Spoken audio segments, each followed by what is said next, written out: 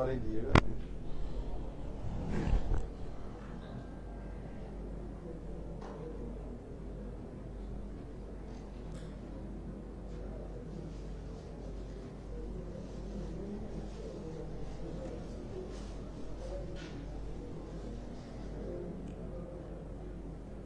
वो सऊदिया वाले ये वो दे दे, लेकिन अरबी ना हो।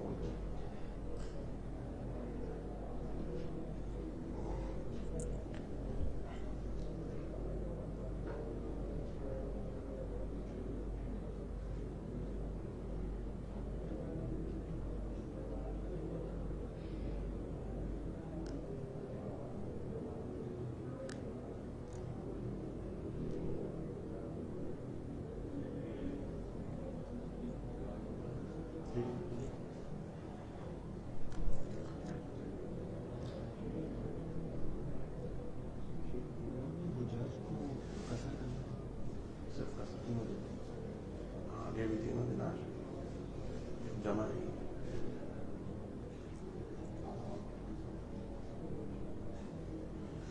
أعوذ بالله من الشيطان الرجيم بسم الله الرحمن الرحيم إن في خلق السماوات والأرض واختلاف الليل والنهار والفلك التي تجري في البحر بما ينفع الناس وما أنزل الله من السماء من ماء فأحيا به الأرض بعد موتها وبث فيها من كل دابة وتصريف الرياح والسحاب المسخر بين السماء والأرض لآيات لقوم يعقلون.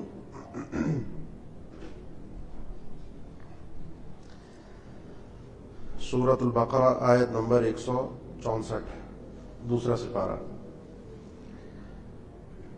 आयत नंबर 163 में जो आखिरी आयत आपने पिछली क्लास में पढ़ी होगी, व इलाहुकुम इलाहुन वाहिद ला इलाहा इल्ला हुवा अर्रहमानुर रहीम, कि तुम्हारा माबूद, तुम्हारा इलाह सिर्फ एक ही इलाह है जिसके अलावा इबादत के लायक कोई है ही नहीं, वही रहमान और वही रहीम है, बड़ा मेहरबान और निहायत अपना करम और फजल करने वाला है। सवाल यह है कि वो एक इलाह, वो एक ही इबादत के लायक क्यों है, इसकी दलील चाहिए। अल्लाह ताला ने अपनी वहदानियत की भी दलील दी है, फजूल में किसी पर वहदानियत को भी मुसल्लत नहीं किया, बड़े अकली और पैराई के साथ इस बात को समझाया। अब इसकी जो दलील है वो अगली आयत में हमारे पास मौजूद है कि इन्न फी खल्क़िस समावाति वल अर्द, तुम्हारा माबूद एक अल्लाह है जिसकी अकेले की इबादत करनी है। वो कौन है? अल्लाह है। क्यों है? गौर व फिक्र करो कि आसमान और ज़मीन की खिलकत, बेशक फी खल्क़िस समावाति वल अर्द, आसमान और ज़मीन के पैदा करने में, इसका जवाब सबका आखिर में है कि आयात लिक़ौमी याक़िलून। आयत का आखिर है कि इसमें अक्लमंदों के लिए इन सब चीज़ों में निशानियाँ हैं। किन किन चीज़ों में? इन्न फ़ी ख़ल्क़िस समावाति वल अर्द, बेशक आसमान और ज़मीन की खिलकत में, पैदाइश में, इतना बड़ा आसमान, सारा निज़ाम, सारा सिस्टम। वख्तिलाफ़िल लैली वन नहार, रात और दिन के आने जाने में, दिन आता है फिर रात आती है, फिर दिन आता है, फिर एक के पीछे एक, ये दोनों आ रहे हैं और जा रहे हैं। सूरज और सारा सिस्टम इसके अंदर आ गया। वल्फुल्की लती तजरी फिल बहरी बिमा यनफ़उ अन्नास, और उस कश्ती में, उस बहरी जहाज में जो समंदर के अंदर चलती हैं, उन चीज़ों को लेकर जो लोगों के लिए फ़ायदेमंद है, लोगों के लिए फ़ायदे का सामान लेकर बहरी जहाज समंदर में चलने वाले, इन चीज़ों में। वमा अंज़लल्लाहु मिनस समाई मिन माइन फ़अह्या बिहिल अर्द, और जो अल्लाह ताला ने आसमान से पानी बरसाया है, पानी नाजिल किया है, जिसके ज़रिए से अल्लाह ताला फ़अह्या बिहिल अर्द बाद मौतिहा, ज़मीन को मुर्दा होने के बाद दोबारा जिंदा करता है, ज़मीन को बंजर होने के बाद दोबारा आबाद करता है, ज़मीन से दोबारा इंसानों के लिए खाने पीने की अशिया को पैदा करता है इस पानी के ज़रिए से जो आसमान से नाजिल करता है। वबत्थ फ़ीहा मिन कुल्लि दाब्बा, और इस ज़मीन में हर किस्म के जानवर, रेंगने वाली, चरने फिरने वाली चीज़ को आबाद किया है। ये ज़मीन हर इंसान के लिए, हर जानवर के लिए सुकून के साथ रहने की जगह है। व तसरीफ़ रियाह, और अल्लाह ताला का हवाओं को चलाना, फेरना, बदलना, बार बार हवाओं का लाना। वस्सहाबिल मुसख्खरि बैन अस्समाइ वल अर्द, और آسمانوں کا بادلوں کا مسخر ہونا، آسمان اور زمین کے درمیان لٹکے ہوئے بادل ہوتے ہیں بغیر کسی سہارے کے، نہ گرتے ہیں نہ کچھ ہوتا ہے، اور حقیقت میں ہوتا وہ پانی ہے۔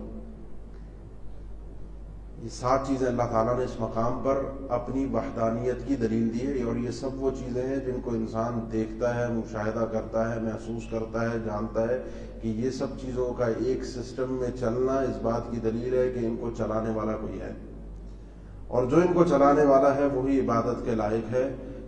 سارے لوگ اس بات کے اقراری ہیں، جو بھی اللہ کے علاوہ کسی کو مانتا ہے، پوجتا ہے، عبادت کرتا ہے، کسی کو وہ اختیارات دیتا ہے جو اللہ کے اختیارات ہیں، وہ اس بات کا اقرار کرتا ہے کہ ان سب چیزوں کی خلقت میں، اس سارے سسٹم کو چلانے میں کسی کا بھی کوئی کردار نہیں ہے۔ کوئی ہمیں اللہ کے آگے پہنچوا سکتا ہے، اللہ سے ہمارا کوئی کام نکلوا سکتا ہے، لیکن ان چیزوں میں کوئی بھی اللہ کا ذرہ برابر بھی شریک نہیں ہے۔ اس چیز کو علماء نے نام دیا ہے توحید ربوبیت کا۔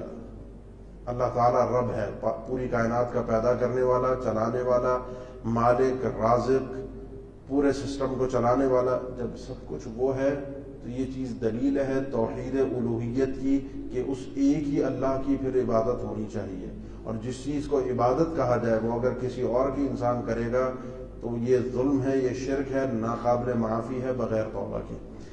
لآیات لقوم یعقلون، ان سب چیزوں میں عقل مندوں کے لیے نشانی ہو، غور و فکر کرتے ہیں، جانتے ہیں، سمجھتے ہیں، اور اس کے بعد اس نتیجے پر پہنچتے ہیں کہ یہ ایک اللہ کی کاریگری ہے۔ صنع اللہ الذی اتقن کل شیء، یہ اللہ کی کاریگری ہے جس نے ہر چیز کو بڑے ہی اتقان، خوبصورتی اور مضبوطی کے ساتھ پیدا کیا ہے۔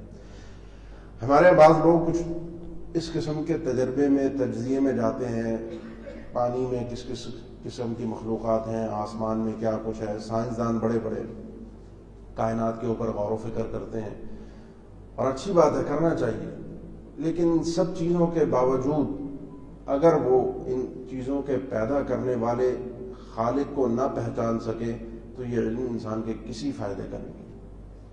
بڑے بڑے سائنسدان ہوتے ہیں، حیرت ہی اس بات کی ہوتی ہے، اور اینڈ میں ہوتا کیا ہے، نکلتے ہیں ملحد، خدا کی سرے سے انکاری۔ یہ اگر نتیجہ ہے کائنات پہ غور و فکر کرنے کا تو یہ انسان کے نہیں بربادی ہے۔ ہم عام انسان ہیں، ہمارے پاس عام عقل ہے، معمولی عقل ہے، لیکن ان سب چیزوں کے باوجود ہم اپنے خالق کو جانتے ہیں، اس سارے سسٹم پر غور و فکر کرتے ہیں، ہم یہ مانتے ہیں کہ سارا سسٹم جس انداز میں چل رہا ہے اس کو چلانے والا کوئی نہ کوئی ضرور ہے، یہ اپنی مرضی سے نہیں چل سکتا۔ سورج کا ایک سسٹم کے ساتھ ڈیلی آنا، ڈیلی جانا، ان سب چیزوں کا رہنا، ایک ہی پانی کے اندر جہاز ہوتا ہے، وہ چلتا ہے، ڈوبتا نہیں ہے، ہر جانور کو اللہ تعالیٰ رزق فراہم کر رہا ہے، ہوائیں چل رہی ہیں، کبھی تیز کبھی ہلکی، ہر چیز کی اگر اپنی مرضی ہوتی، جیسے انسان کی بسا اوقات اپنی مرضی ہوتی ہے تو وہ کیا سے کیا تباہیاں مچاتا ہے، تو یہ ہوائیں، یہ سب چیزیں ہر وقت تباہیاں مچاتی پھرتی، لیکن ایسا نہیں ہے۔ اب ہونا کیا چاہیے تھا کہ عبادت اللہ کی ہوتی ان سب چیزوں کو مان کر، لیکن کچھ لوگ ایسے ہیں جن کا تذکرہ اللہ نے اگلی آیت میں کیا کہ وَمِنَ النَّاسِ مَن يَتَّخِذُ مِن دُونِ اللَّهِ أَندَادًا يُحِبُّونَهُمْ كَحُبِّ اللَّهِ۔ ہونا تو یہ چاہیے کہ ساری انسانیت کو ان دلائل کو سامنے رکھ کر ایک اللہ کی بات کریں، لیکن کچھ لوگ ایسے ہیں کہ مَن يَتَّخِذُ مِن دُونِ اللَّهِ أَندَادًا، اللہ کے علاوہ انہوں نے دوسرے شریک بنا کے رکھے ہیں اللہ کے، اور ان کو بھی اختیارات سے انہوں نے نوازا ہے، خود ہی یہ کام کر سکتا ہے، یہ کام کر سکتا ہے، یہ ہمارا فلاں معاملے میں کام آ سکتا ہے، یہ فلاں معاملے میں کام آ سکتا ہے۔ یحبونہم کحب اللہ، مسئلہ یہ ہے کہ یہ ان شریکوں کو اللہ کے مقابلے میں لا کر خود کھڑا کرتے ہیں، پھر ان سے اسی طرح محبت کرتے ہیں جس طرح اللہ سے محبت کی جاتی ہے۔ یحبونہم، یہ مشرکین، اللہ کے علاوہ دوسروں کو لا کر کھڑا کرنے والے ان سے محبت اس طرح سے کرتے ہیں کہ حب اللہ، جس طرح سے اللہ سے محبت ہونی چاہیے۔ اس کی میں ایک چھوٹی سی مثال آپ کو آج جیتے جاگتے اس دور کی مثال دیتا ہوں۔ کتنے ہی لوگ ایسے ہیں جن کو اگر صراحت کے ساتھ بات کی جائے، کچھ لوگ ہیں، کچھ جماعتیں ہیں یا کچھ نعرے ہیں کہ نعرے تکبیر اللہ اکبر پر انہیں تکلیف ہوتی ہے، منع کرتے ہیں کہ نعرہ نہ لگاؤ۔ ایسے مشاہدے میں ہم نے خود دیکھا ہے، اور اس کے علاوہ دیگر جتنے نعرے لگانے ہیں لگا لو۔ آپ کو بسا اوقات قصے سنائے جائیں گے اولیاء کا احترام ایک اپنی جگہ پر ہے، لیکن کوئی شخص گناہ گار تھا، وہ دفن ہو گیا، قبر میں گیا، فرشتے آ گئے کہ جی یہ گناہ گار ہے، اس کو لے کر جایا جائے اور عذاب کی طرف لے جایا جائے، تو فلاں مرید فلاں پیر صاحب فوراً آ گئے کہ یہ میرا مرید ہے اور اسے چھوڑ دو۔ فرشتوں نے بحث و تکرار کی، نہیں یہ گناہ گار ہے۔ آخر کار اللہ کی بارگاہ میں فیصلہ کہ اللہ نے کہا کہ جب یہ اس کا مرید ہے تو اسے چھوڑ دو۔ آپ کو ان واقعات کے اندر کیا بتایا جاتا ہے؟ نتیجہ کیا ہے؟ نتیجہ اس کا یہ ہے کہ آپ کتنے بھی گناہ گار ہیں، جیسی زندگی گزارنی ہے گزاریں، گناہ کریں، بس مریدی حاصل کر لیں کسی پیر کی، وہ آپ کو قبر میں بھی بخشوائے گا، آخرت میں بھی بخشوائے گا۔ پھر انسان ہوتا کیا ہے؟ پھر انسان اس شخص سے اندھی محبت کرتا ہے۔ ظاہر سی بات ہے، جب انسان کسی کو نفع نقصان کا مالک سمجھ لیتا ہے کہ یہ شخص میری بگڑی بنا دے گا، یہ شخص میری مشکل میں میرے کام آئے گا، اس سے ڈرتا بھی ہے، اس سے محبت بھی کرتا ہے۔ فرمایا یہ باوجود اس کے کہ سارا سسٹم، سارا نظام کائنات کا، آپ پیچھے پڑھ کر آئے ہیں سورہ بقرہ کی ابتدا کے اندر، هو الذی خلق لکم ما فی الارض جمیعا، وہ اللہ وہ ہے جس نے جو کچھ کائنات میں وہ سب کچھ اس زمین کی ہر چیز تمہارے فائدے کے لیے پیدا کی ہے۔ پیدا اس نے کی ہے، محبت تم دوسروں سے کر رہے ہو، ظلم نہیں ہے۔ والذین آمنوا اشد حبا للہ، ہونا یہ چاہیے کہ وہ لوگ جو ایمان والے ہیں وہ سب سے زیادہ سخت ترین اور سب سے زیادہ محبت اللہ سے کرتے ہیں۔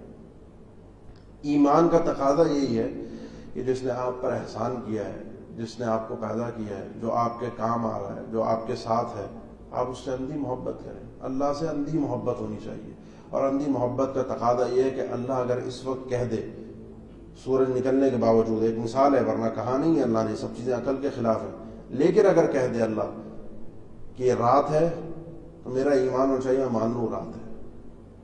اللہ کی بات پر ایسا اندھا انسان کو بھروسہ ہونا چاہیے، اور محبت بھی اللہ سے سب سے بڑھ کر ہونی چاہیے۔ آج کل چونکہ قربانی کے دن ہیں، آپ ابراہیم علیہ السلام کی سیرت کو سنتے ہیں، جانتے ہیں، پڑھتے ہیں، ان کی زندگی کا سب سے اہم ترین پہلو یہی تھا کہ اللہ تعالیٰ نے ان کو اسی چیز میں آزمایا تھا کہ اس شخص کے دل میں کسی اور کی محبت تو نہیں ہے اللہ کی محبت سے بڑھ کر، اور انہوں نے اپنے ساری زندگی اللہ کے سامنے اسی امتحان میں ایسے امتحانات دے دے کر یہ ثابت کیا کہ اللہ تو مجھ سے، میرے ماں باپ سے، میرے خاندان سے، میرے بیوی بچوں سے، میری اولاد سے، ہر چیز سے بڑھ کر تو میرے لیے ہے۔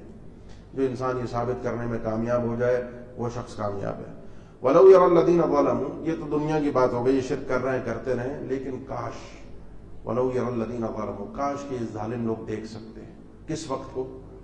اس وقت کو کہ جب اذ يرون العذاب، اس وقت کو دیکھ سکتے جب یہ خود کل قیامت کے دن عذاب کو دیکھیں گے۔ آج ان کو یہ پتہ چل جائے کہ کل ان کا قیامت کے دن عذاب کو دیکھ کر کیا حال ہوگا۔ اگر یہ اس بات کو جان لیں، اذ يرون العذاب ان القوة للہ جميعا وان اللہ شدید العذاب، جس وقت یہ عذاب کو دیکھیں گے تو اس وقت یہ لوگ یہ بات جان لیں گے کہ ساری کی ساری طاقت اللہ کے لیے، کوئی اللہ کے آگے بول نہیں سکتا، کوئی اللہ سے چھڑوا نہیں سکتا، کسی کے اللہ کے سامنے نہیں چلتی۔ وَأَنَّ اللَّهَ شَدِيدُ الْعَذَابِ، اللہ تعالیٰ سخت ترین عذاب دینے والا ہے۔ اگر ظالم لوگ اس بات کو جان لیں آج تو اللہ کی طرف پلٹ آئے کہ اللہ کے سامنے کسی کی نہیں چلنی۔ اور ہوگا کیا؟ جن سے محبت کرتے ہیں اللہ سے بڑھ کر، جن کے ذکر پر یہ خوش ہوتے ہیں، جن کے بارے میں گفتگو کر کے ان کو تسلی ملتی ہے، جس کا ذکر اللہ نے قرآن پاک میں کئی جگہ پر کیا، ذَلِكُمْ بِأَنَّهُ إِذَا دُعِيَ اللَّهُ وَحْدَهُ كَفَرْتُمْ وَإِن يُشْرَكْ بِهِ تُؤْمِنُوا، تم وہ لوگ ہو کہ جب ایک اللہ کی بات کی جائے، کہ اللہ پر ایمان لانے کی بات کی جائے، اللہ کے گن گائے جائیں، اللہ کی تعریف کی جائے تو ان کو مزہ نہیں آتا، اور اللہ کے ساتھ شرک کی بات کی جائے تو فوراً اس پہ خوش ہو جاتے ہیں۔ وَإِذَا ذُكِرَ اللَّهُ وَحْدَهُ اشْمَأَزَّتْ قُلُوبُ الَّذِينَ لَا يُؤْمِنُونَ بِالْآخِرَةِ وَإِذَا ذُكِرَ الَّذِينَ مِن دُونِهِ إِذَا هُمْ يَسْتَبْشِرُونَ، یہ لوگ ایسے ہیں کہ جب اللہ کی بات کی جائے، کہ اللہ پر ایمان لانے، ان کے دل اندر سے سکڑنا کڑنا شروع ہو جاتے ہیں۔ اللہ کی کیوں بات ہو رہی ہے؟ اللہ کی قدرت کی کیوں بات ہو رہی ہے؟ اللہ کے بارے میں کیا بیان کیا جا رہا ہے؟ اور جب جیسے ہی اللہ سے ہٹ کر دوسروں کی بات کی جائے کہ فلاں نے یوں کر دیا، فلاں نے یوں کر دیا، فوراً اذا ہم یستبشرون، فوراً خوش ہو جاتے ہیں۔ یہ ذکر اللہ تعالیٰ نے آج کے دور کے لوگوں کا نہیں کیا، مشرکین مکہ کا کیا ہے۔ فرق کو ذرا سمجھیے، اپنے ایمان پر ہمیں غور کرنا چاہیے۔ اذ تبرأ الذین اتبعوا، کل قیامت کے دن ہوگا کیا؟ ہوگا یہ کہ اذ تبرأ الذین اتبعوا من الذین اتبعوا، متبوعین ہیں جن کی اتباع کی جاتی ہے، جن کے نقش قدم پر لوگ چلتے ہیں، جن سے محبت کرتے ہیں، جن کو اپنا سب کچھ سمجھتے ہیں، فرمایا کل قیامت کے دن جب یہ ان سے برات کا اظہار کریں گے، متبعین متبوعین متبعین سے برات کا اظہار کریں گے، پیچھے چلنے والے، پیچھے جن کے پیچھے چلا جائے گا، ان خداؤں کو، ان معبودوں کو جن کو پکارا جا رہا ہے، یہ کہیں گے ہم ان کو جانتے ہی نہیں، ہمیں تو پتہ ہی نہیں انہوں نے ہماری عبادت کی ہے، برات کا اظہار کر کے اپنی جان چھڑائیں گے، وَرَأَوُا الْعَذَابَ وَتَقَطَّعَتْ بِهِمُ الْأَسْبَابُ، اور یہ دونوں کے دونوں عذاب کو دیکھیں گے، یا اتباع کرنے والے عذاب کو دیکھیں گے، وَتَقَطَّعَتْ بِهِمُ الْأَسْبَابُ، اور سارے کے سارے واسطے، وسیلے، تعلقات، رشتہ داریاں سب کی سب ختم ہو جائیں گی، یہ جو تعلقات ہیں آپس میں ان کے، یہ سب کے سب اسی وقت ٹوٹ جائیں گے، کوئی چیز باقی نہیں بچے گی، کیونکہ اب سامنے عذاب ہے، اور جن کے سر تکیہ تھا، جن کے اوپر ان کا تکیہ تھا کہ ہمیں بخشوا لیں گے، ہمیں چھڑوا لیں گے، وہ کہیں گے ہم نہیں جانتے ہی نہیں کہیں کون، نتیجہ ہوگا کیا؟ پھر یہ اللہ سے کہیں گے، یہ جو لوگ غیر اللہ کو پوج رہے تھے، غیر اللہ کے بارے میں سمجھ رہے تھے کہ ہمیں بخشوا لیں گے، وقال الذین اتبعوا لو ان لنا کرۃ، وہ لوگ جو اتباع کرنے والے رہے دنیا کے اندر، اللہ کے ساتھ شرک کرنے والے رہے، کہیں گے لو ان لنا کرۃ، کاش کہ اب ہمارے لیے واپسی پلٹنے کا کوئی راستہ ہو دنیا میں، ہم دنیا میں جائیں، فنتبرأ منهم كما تبرؤوا منا، ہم بھی ان سے اسی طرح برات کا اظہار کریں، ان سے اسی طرح بیزاری کا اظہار کریں جس طرح آج ہی ہم سے بیزار ہو رہے ہیں، جس طرح آج ہی ہم سے جان چھڑا رہے ہیں، اللہ کاش ہمیں دنیا میں بھیج دے دوبارہ تو ہم ان سے بھی اسی طرح جان چھڑائیں گے، ہم کہیں گے ان کو کچھ نہیں آتا، کچھ نہیں پتہ، یہ کچھ نہیں کر سکتے، لیکن کوئی فائدہ نہیں ہے، آج اللہ سمجھا رہا ہے، جو آج سمجھ جائے وہ کامیاب ہے۔ كذلك يريهم الله أعمالهم حسرات عليهم، اسی طرح اللہ تعالیٰ ان کے اعمال انہیں دکھائے گا، کیوں دکھائے گا؟ ان کے سامنے بطور حسرت کے، ندامت کے، شرم کے، کہ یہ تمہارے کرتوت تھے، اب دیکھو، کل قیامت کے دن یہ سب سامنے لایا جائے گا، اور یہ دکھایا جائے گا یہ جن کی تم عبادت کر رہے تھے وہ یہ ہیں تمہارے سامنے، اور یہ تم سے خود بیزاری کا اظہار کر رہے ہیں، تم سمجھتے تھے وہ چھڑوا لیں گے تو ان کو کہو بخشوا لے تمہیں، لیکن اللہ نے فرمایا اینڈ کیا ہے؟ اینڈ یہ ہے کہ وما هم بخارجین من النار، یہ لوگ آگ سے کبھی بھی نہیں نکل سکتے، جہنم سے کبھی باہر نہیں آئیں گے، کیونکہ مشرک ہو کر مرے تھے۔ یا ایھا الناس کلوا مما فی الارض حلالا طیبا، اے لوگو زمین میں جو کچھ ہے وہ کھاؤ، لیکن جو کچھ ہے اس کو حلال اور پاکیزہ طریقے سے کھاؤ، دو چیزیں ہیں، ایک ہے حلال اور ایک ہے پاکیزہ، ہر حلال چیز پاکیزہ نہیں ہو سکتی، لیکن ہر پاکیزہ چیز کو اللہ تعالیٰ نے حلال کیا ہے، اور جو حلال چیز ہے وہ پاکیزہ ہے، پاک ہے، لیکن بسا اوقات چیز حلال ہوتی ہے ہم اس کو حرام طریقے سے اختیار کرتے ہیں، جانور ہے حلال ہے، اس کو آپ حرام طریقے سے ذبح کر لیں، حرام ہو گیا، اس لیے ہے حلال، اس کو پاکیزہ طریقے سے بھی کھاؤ، اور جس کو اللہ نے حلال کیا ہے وہ پاکیزہ ہے، اور جو پاکیزہ چیز ہے اس کو اللہ نے حلال کیا ہے۔ تم اے انسانوں یہ سب کچھ کھاؤ، یہ ذرا سا بات سمجھنے کی ضرورت ہے۔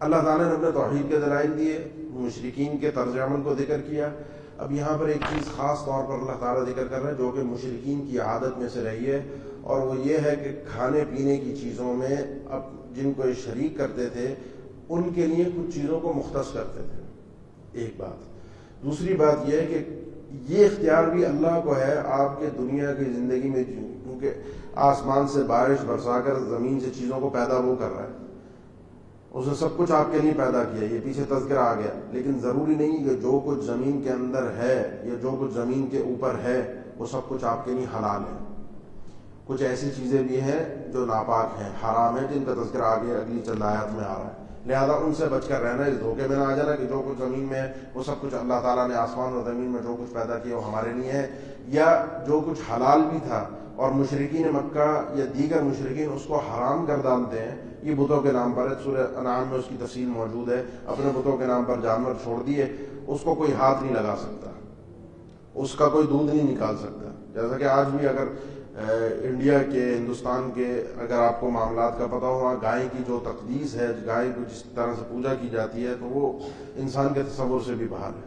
وَلَا تَتَّبِعُوا خُطُوَاتِ الشَّيْطَانِ، شیطان کی پیروی مت کرنا، اس کے نقش قدم پر مت چلنا، خاص طور پر اس معاملے میں کیونکہ وہ حلال اور حرام کے ذریعے سے جس انداز میں انسان کو بھٹکاتا ہے اس انداز سے کسی چیز میں نہیں بھٹکاتا. یہ سب سے آسان ہتھیار ہے کہ انسان کو حرام چیزوں کے پیچھے لگا کے وہ سکون سے بیٹھ جاتے ہیں کہ حرام کے بعد کوئی عبادت قابل قبول نہیں رہتی.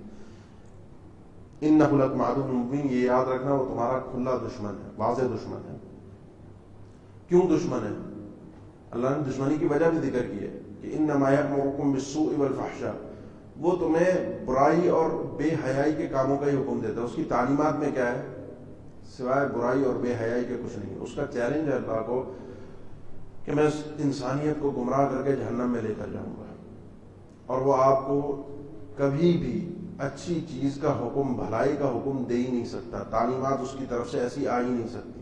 یا تو اس کو اپنا دشمن سمجھو، جو وہ کہہ رہا ہے کرنے کو اس کو چھوڑو. اللہ تمہارا صحیح معنی میں تمہارا دوست ہے، ساتھی ہے، وہ تمہیں سیدھی راہ پر لانے والا ہے، اس کی بات کو مانو.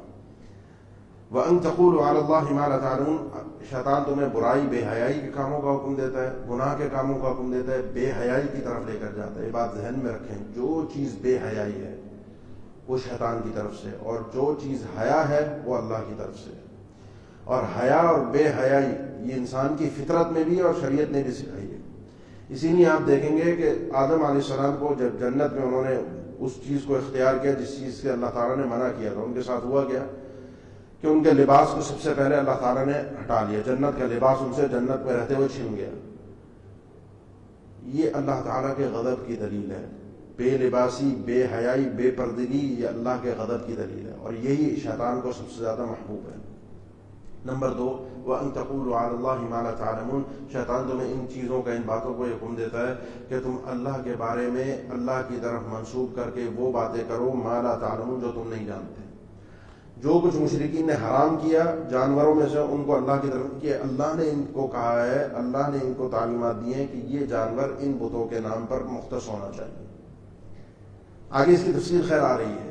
اللہ نے فرمایا یہ اللہ کی کوئی تعلیمات نہیں ہے کہ کھانے میں تمہیں اللہ تعالیٰ نے یہ جانور اس طریقے سے مختص کرنے کے لیے کہے ہیں، یہ چیز حلال ہے، یہ چیز حرام ہے. یہ کام صرف اور صرف اللہ کا ہے. اللہ کی طرف جھوٹی باتیں منسوب نہ کرو. لہذا اسی وجہ سے وَإِذَا قِيلَ لَهُمُ اتَّبِعُوا مَا أَنزَلَ اللَّهُ، جب ان سے کہا جاتا ہے کہ جو اللہ نے نازل کیا ہے اس کی اتباع کرو، اس کے پیچھے چلو، جو اللہ نے کہا ہے ویسے ویسے کرتے جاؤ، بات ختم ہو گئی. قالوا بل نتبع ما الفینا علیہ آباءنا، جواب یہ دیتے ہیں ہم تو بلکہ اس چیز کے پیچھے چلیں گے، اس چیز کی بات مانیں گے جس چیز پر ہم نے اپنے آباء و اجداد کو پایا ہے. یہ تو ہماری نسل در نسل ہم اسی طرح کرتے آ رہے ہیں. ان جانوروں کو اسی طرح مختص کیا جاتا ہے، اسی طرح ان کی خوشنودی حاصل کی جاتی ہے ان بتوں کے نام پر. ان اولیاء، وہ بت اصل میں تو اولیاء کے بت تھے، ان نیک اور برگزیدہ شخصیات کے بتوں کے نام پر جب ہم یہ جانور مختص کرتے ہیں، ان کی قربت میں یہ چیزیں پیش کرتے ہیں، ہمیں فائدے بھی حاصل ہوتے ہیں، ہم سے نقصانات بھی دور ہو جاتے ہیں. تو یہ کام تو نسل در نسل چلا آ رہا ہے.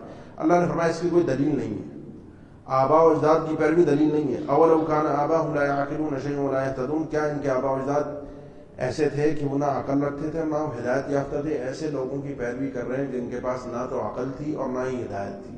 یہ ساری جہالت کی باتیں ہیں کہ ایک انسان اپنے جیسے انسان کو اپنے سے زیادہ طاقتور اس انداز میں مانے کہ وہ اس کے لیے فوق الفطرت چیزوں کو لا کر دے دے اور فوق الفطرت چیزوں کے نقصان سے بچا دے. ناممکن سی بات ہے، انسان کی عقل میں آنے والی بات نہیں. وَمَثَلُ الَّذِينَ كَفَرُوا كَمَثَلِ الَّذِي، اب ان کی مثال کیا ٹھہری جن کو بلایا جا رہا ہے کہ اللہ کا دین ہے، اللہ کی مان لو. یہ کہہ رہے نہیں ہم اپنے آباء و اجداد کے پیچھے چلیں گے، ان بتوں کی پوجا کرتے رہیں گے، ان سے زیادہ محبت کرنے والے ہیں.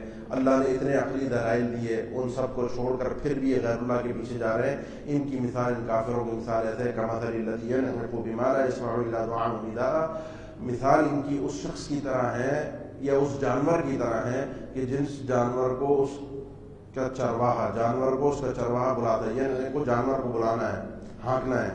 بِمَا لَا يَسْمَعُ إِلَّا دُعَاءً وَنِدَاءً، جب اس کا چرواہا اسے بلاتا ہے تو جانور کیا سنتا ہے؟ صرف اس کی پکار کو سنتا ہے، آواز کو سنتا ہے. لا يسمع الا دعاء ونداء، وہ پکار اس کی آواز اس کو چرواہے کی آئے گی، چاہے دور سے چاہے قریب سے. دعاء ونداء، جانور کے کان میں آواز جاتی ہے، اس کو چرواہا بلاتا ہے. چرواہے کے بلانے کے بعد جانور کو پتہ نہیں ہے کہ مجھے کہا کیا گیا، اس کی کان میں بس ایک اس کو محسوس ہوتا ہے کہ یہ میرا چرواہا، میرا مالک مجھے بلا رہا ہے. وہ اس کی طرف کھینچا چلا آتا ہے، اس کی طرف آ جانے کے بعد اس کو پتہ نہیں ہے کہ مجھے کیوں بلایا گیا، مجھے ذبح کرے گا، مجھے کھانا کھلائے گا، مجھے کسی نفع کی طرف لے کر جائے گا، مجھے کسی نقصان کی طرف لے کر جائے گا، اسے کچھ نہیں پتا جانور کو۔ فرمایا ان کافروں کی مثال بھی اسی طرح ہے، آباء و اجداد کے نقش قدم پر چل چل کے ان کو پتہ نہیں ہے، کان میں بس آواز پڑی کہ آباء و اجداد ایسے ہیں، یہ آباء و اجداد کے پیچھے چل پڑے۔ اب یہ آباء و اجداد جن کے نقش قدم پر یہ چل رہے ہیں، جہنم میں لے کر پہنچا دیں، جنت کی طرف لے کر جائیں، نقصان کی طرف لے کر جائیں، فائدے کی طرف لے جائیں، ان کو نہیں پتہ، ان کی مثال جانوروں کی طرح ہے۔ صم بکم عمی فہم لا یعقلون، بہرے ہیں، سمم سے بہرا پن، بکم گونگے ہیں، عمی اندھے ہیں، فہم لا یعقلون عقل نہیں رکھتے، ان کے پاس سمجھ ہی نہیں ہے۔ گونگے، بہرے، اندھے کس چیز سے ہیں؟ اسی بات کو سننے اور سمجھنے سے ہیں۔ آواز کانوں میں پڑ رہی ہے، قرآن جا رہا ہے، دلائل جا رہے ہیں، سمجھ میں نہیں آ رہے، جانور کی طرح دیکھ رہے ہیں سب کچھ، اس پوری کائنات کو دیکھ رہے ہیں کہ یہ کائنات کا نظام ان برگزیدہ شخصیات کے پیدا ہونے سے پہلے بھی موجود تھا، اس وقت بھی لوگوں کے مسئلے حل ہو رہے تھے، اس وقت کون کر رہا تھا؟ اندھا پن، گونگا پن، بے عقلی، جہالت، انسان کی عقل۔ اسی لیے ان آیات کو سامنے رکھتے ہوئے امام حنیفہ رحمہ اللہ کی طرف ایک قول منسوب ہے، کہتے ہیں اگر اللہ تعالیٰ کوئی دین، کوئی شریعت، کوئی کتاب، کوئی نبی نہ بھی بھیجتا، کوئی کتاب نہ بھی نازل ہوتی، تو انسان کی عقل اتنی کافی ضرور ہے اس کے لیے کہ ساری کائنات کے نظام کو دیکھ کر یہ تو یقین کر سکتا تھا اپنے عقل کے ذریعے سے کہ اس کائنات کا خالق ہے اور وہ ایک ہے، وہ ایک ہے۔ عقل تو انسان کو بتا دیتی ہے اور مجبور کرتی ہے اس ایک کو ماننے پر، دو نہیں ہے، ایک ہے۔ اب وہ ایک کون ہے یہ عقل نہیں بتا سکتی، اس ایک کی پہچان اور معرفت کے لیے یہ انبیاء، کتب اور یہ سب کچھ آئے اور انہوں نے عقل کے ذریعے سے سمجھایا بھی کہ بھائی وہ ایک ہے۔ یا ایھا الذین آمنوا کلوا من طیبات ما رزقناکم، اے ایمان والو تم بھی غور کر لو، کلوا من طیبات ما رزقناکم، وہ پاکیزہ چیزیں کھاؤ جو ہم نے تمہیں رزق کے طور پر عطا کی ہیں، پاکیزہ ہونی چاہیے، حرام نہ ہو۔ پاکیزہ کیا ہے وہ اللہ تمہیں بتائے گا، تمہاری عقل پاک اور ناپاک کا معیار نہیں ہو سکتی۔ آپ کے لیے چوپاؤں میں گھوڑا حلال، اپنا بکرا حلال ہے، گائے حلال ہے، بھینس حلال ہے، بھینس کے حلال ہونے میں کوئی اختلاف نہیں، قربانی میں اختلاف ہے۔ گھوڑا تقریباً جمہور علماء کے نزدیک حلال ہے، گدھا حرام ہے۔ گدھے میں، گھوڑے میں، ان کے فائدے میں، نقصانات میں، دیکھنے میں، خلقت میں کوئی فرق نہیں۔ عقل کے ذریعے سے اگر تعین ہوتی کہ یہ حلال ہے اور یہ حرام ہے تو گدھے کو کون حرام کرتا؟ لہذا یہ تمہارا کام نہیں، ما رزقناکم، جو ہم نے تمہیں رزق دیا ہے اس سے پاکیزہ، اور پاکیزگی بھی رب بیان کرے گا۔ نمبر 1 وہ اگلی آیت میں اس کا ذکر ہے، واشکروا للہ ان کنتم ایاہ تعبدون، اگر تم خاص اللہ کی عبادت کرنے والے ہو تو اللہ کا شکر بھی ادا کرو ان چیزوں پر، اس رزق پر، اس پاکیزہ نعمتوں پر، کیونکہ اللہ تعالیٰ نے جو کچھ تمہارے لیے حلال کیا ہے وہ تمہارے لیے فائدہ مند ہے، اس میں نقصان نہیں ہے، اور جو کچھ اس نے حرام کیا ہے اس میں تمہارے لیے نقصان تھا، اسی نے اس نے تمہارے لیے حرام کیا، وہ ناپاک تھا۔ ہاں اس ان حرام چیزوں کو پیدا کرنے میں اس کی بہت ساری حکمتیں اور فائدے ہیں، اور فائدے ہمیں حاصل ہوتے ہیں، لیکن یہ ہمارے لیے استعمال کے نہیں حرام کر دیا اللہ نے، اس میں ہمارا فائدہ ہے اور اس کی خلقت میں اور چیزوں کا فائدہ ہے۔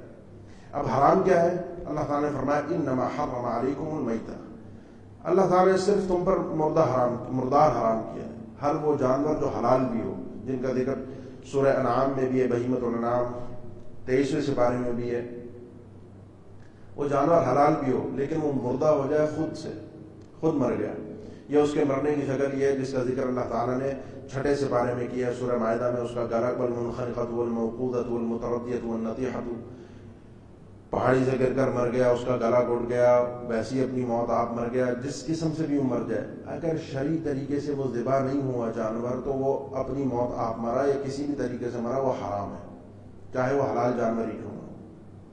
نمبر 1 والدم، خون تمہارے لیے حرام ہے، جس کی ذکر اللہ تعالیٰ نے، جس کی تفصیل سورہ مائدہ کے اندر ہی، سورہ انعام کے اندر اللہ تعالیٰ نے 8ویں سپارے کے اندر ذکر کی ہے کہ خون جو ہے وہ مسفوح ہوگا، بہتا ہوا خون، وہ حرام ہے۔ جب جانور ذبح کرتے ہیں اس کے جسم سے جو خون نکلتا ہے، بہتا ہے، اسی لیے شرعی طریقہ ہے جانور کو ذبح کرنے کا اس کی گردن کی 4 رگیں ہیں، ہڈی کے بغیر ان کو کاٹا جاتا ہے تاکہ اس کے جسم سے سارا خون نکل جائے. یہ ناپاک ہے. یہ خون نکل گیا. خون نکلنے کے بعد اب گوشت کے ساتھ بھی بسا اوقات آپ دیکھتے ہیں خون لگا ہوا ہوتا ہے، بچا رہ جاتا ہے. وہ خون تمہارے لیے حلال ہے، کیونکہ وہاں پر ذکر موجود ہے کہ دم مسفوحا، وہ بہتا ہوا خون حرام ہے. ولحم الخنزیر، خنزیر کا گوشت، سور کا گوشت، سور کلی طور پر انسان کے لیے حرام ہے. اب اس کو پاکیزہ انسان کا ذائقہ، اس کے مزے، اس کو اچھا لگتا ہے اگر کھانے میں، اچھا لگنا نہ لگنا، اسی لیے اللہ نے جو پیچھے کہا تھا وَأَن تَقُولُوا عَلَى اللَّهِ مَا لَا تَعْلَمُونَ، شیطان تمہیں کہے گا کہ تم اللہ کی طرف وہ باتیں منسوب کرو جن کو تم نہیں جانتے. لہذا انسان کو جو کچھ اچھا لگ رہا ہو وہ کہے گا حلال ہے، جو کچھ برا لگ رہا ہو کہے گا حرام ہے. لہذا حرام اور حلال کا کام تمہارے لیے نہیں ہے، اللہ کے لیے چھوڑ دو. وَمَا أُهِلَّ بِهِ لِغَيْرِ اللَّهِ، اور ہر وہ جانور تمہارے لیے حرام ہے جو غیر اللہ کے نام پر حلال کیا گیا ہو، ذبح کیا گیا ہو. مشرکین تو اس جانور کو خاص ہی غیر اللہ کے لیے کر دیتے تھے. آج کے دور میں کچھ ایسی چیزیں موجود ہیں غیر اللہ کے اندر اللہ کے علاوہ ہر چیز شامل ہے، چاہے کوئی نبی ہو، چاہے کوئی ولی ہو، چاہے کوئی بھی ہو، وہ غیر اللہ ہے.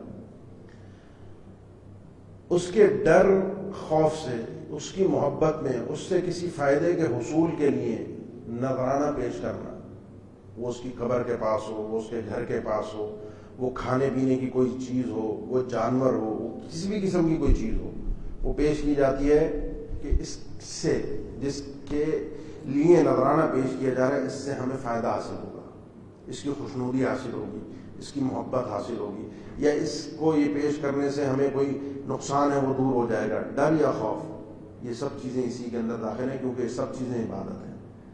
اللہ کے لیے ہم ذبح کرتے ہیں. لعن اللہ من ذبح لغیر اللہ، اللہ کی لعنت ہے اس شخص پر جو غیر اللہ کے لیے ذبح کرتا ہے. ضروری نہیں ہے کہ آپ جانور کی گردن پر چھری چلاتے ہوئے اس غیر اللہ کا نام لے کے میں فلانے شخص کے نام پر اس کو ذبح کر رہا ہوں، اس پر بسم اللہ پڑھ کر ذبح بھی کیا جائے، لیکن نیت میں یہ ہے کہ یہ جانور ہے فلاں شخص کے لیے، اس کے نذرانے کے لیے، اس کو خوش کرنے کے لیے، اس کی محبت کے لیے. یہ جانور ما اہل بہ لغیر اللہ، کیونکہ یہ سب چیز باطنی طور پر عبادت کے اندر شامل ہے. یہ سب چیزیں حرام ہیں. ان کے علاوہ بھی چیزیں حرام ہیں، حالانکہ اللہ تعالیٰ نے یہاں پر انما کے ساتھ، انما کہتے ہیں کلمہ حذر، صرف یہ چیزیں حرام ہیں. اصل میں یہاں پر انما کو ذکر کرنے کا، صرف یہ چیزیں حرام ہونے کا مقصد یہ ہے کہ بات کا تناظر مشرکین مکہ کے ساتھ ہے اور یہودیوں کے ساتھ ہے، عیسائیوں کے ساتھ ہے، کہ ان کی حرام کردہ چیزیں تمہارے لیے حرام نہیں ہیں، ان کی حلال کردہ چیزیں تمہارے لیے حلال نہیں ہیں.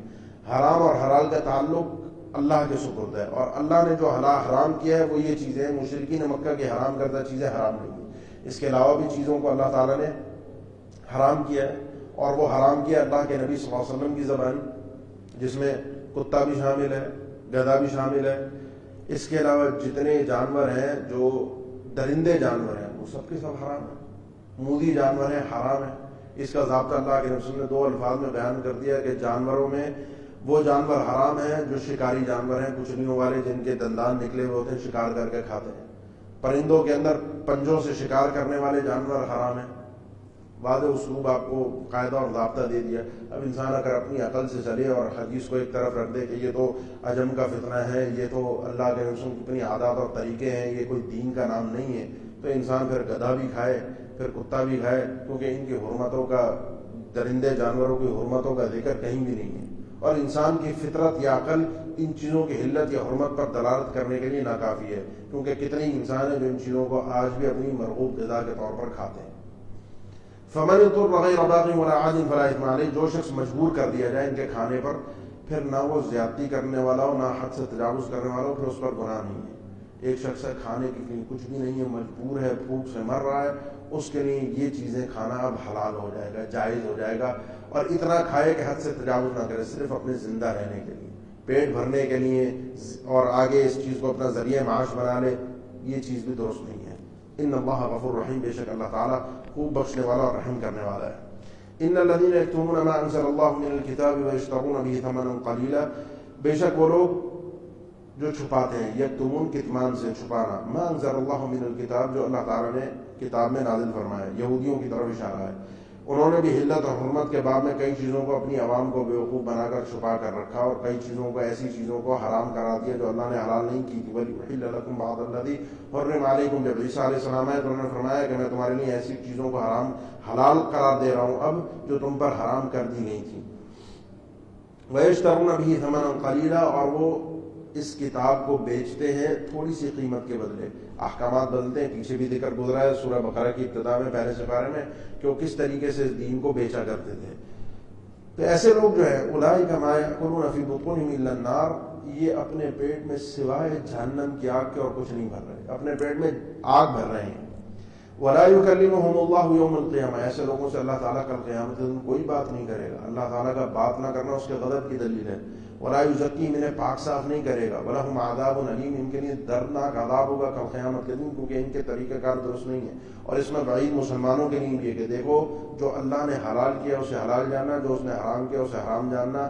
اپنی مرضی سے تمہیں دین کی تبدیلی یا دین کو بدلنے کی اجازت نہیں ہے کہ کسی شخص کو کوئی چیز پسند ہے تو اللہ کے احکامات بدل کے چند ٹکے حاصل کرنے کے لیے اللہ کے دین کو بدل دو. اولئک الذین اشتروا الضلالۃ بالہدی. یہی وہ لوگ ہیں جنہوں نے ہدایت کے بدلے گمراہی کو لیا, گمراہی کو خریدا. ہدایت اللہ کی طرف سے تھی, اس کے بدلے گمراہی اختیار کی. والعذاب بالمغفرہ. اور بخشش کے بدلے عذاب کو اختیار کیا. فما اصبرهم علی النار. کیا خوب ہے ان کا آگ پر, جہنم کے بارے میں, جہنم کے اوپر صبر کرنا, صبر سے رہنا. کیا خوب صبر کر رہے ہیں. یہ تعجب ہے, اور تعجب ہے ان کو اس بات پر نفرت دلانے کے لیے یا ان کے اس عذاب کے اوپر تحقیر کرنے کے لیے کہ کیا خوب ہے تمہارے ان حرکتیں کرنے کے بعد جہنم کے عذاب کو سہ لینا. اور یہ سب کچھ کیوں ہے, یہ عذاب انہیں کیوں مل رہا ہے؟ اس لیے مل رہا ہے کہ ذالک بأن اللہ نزل الکتاب بالحق. یہ سب کچھ اس لیے کہ اللہ تعالیٰ نے اس کتاب کو برحق نازل کیا ہے. جس کتاب کو بھی نازل کیا برحق نازل کیا, اس قرآن کو بھی برحق نازل کیا. لہذا کسی کو بھی اللہ کے دین میں رد و بدل کی اجازت نہیں ہے, اس میں کمی بیشی کی اجازت نہیں ہے. سمجھے کہ شاید یہ حکم رہ گیا تو وہ پورا کر دے, ناممکن ہے.